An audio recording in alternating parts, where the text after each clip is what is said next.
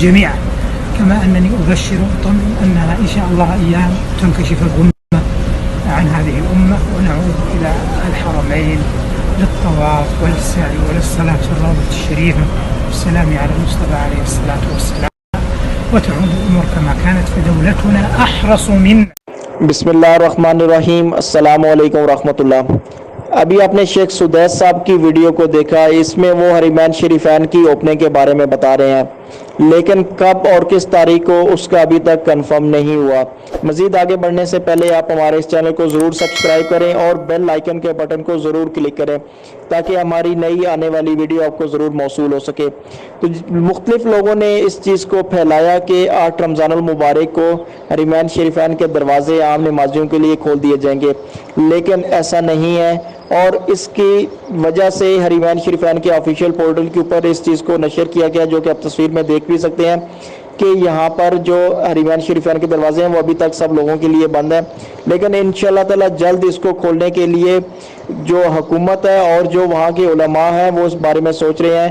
اگر پہلے نہ کھولا گیا تو انشاءاللہ تعالی جو آخری اشرہ ہے اس میں حرمین شریفین کے دروازے عام امت مسلمہ کے لیے کھول دیے جائیں گے، جو کہ وہاں پہ جا کے نماز باقاعدہ پڑھ سکیں گے.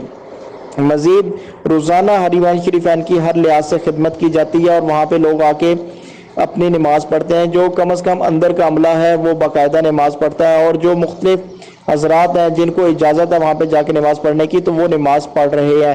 اسی طرح مسجد نبوی میں بھی وہی عملہ جو وہاں پہ اندر موجود ہے وہ الحمدللہ 5 وقت کی نماز اور اس کے علاوہ تراویح بھی پڑھتا ہے، اور ہر لحاظ سے اس مسجد کو آباد کرنے کی کوشش کر رہا ہے. لیکن جو عمرہ ہے اور جو حج ہے اس کے بارے میں، عمرہ تو ابھی فی الحال بند ہے، اور حج کے بارے میں جو لیٹسٹ معلومات ہیں وہ یہی ہے کہ انشاءاللہ تعالی حج اس سال کیا جائے گا.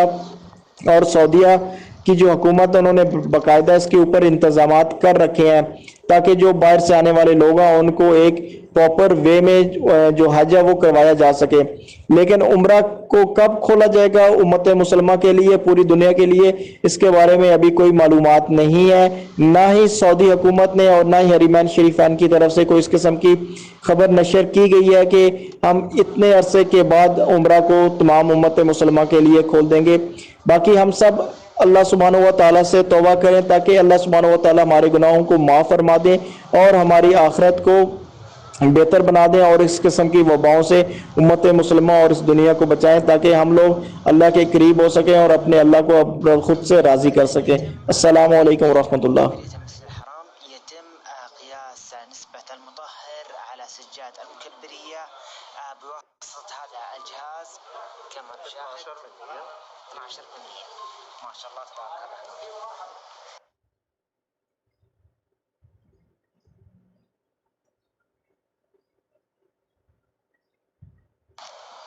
وقبل الصلاة يتم تعقيم أو تطهير سجادة الإمام بنفس المراحل التي تم فيها تعقيم السجاد.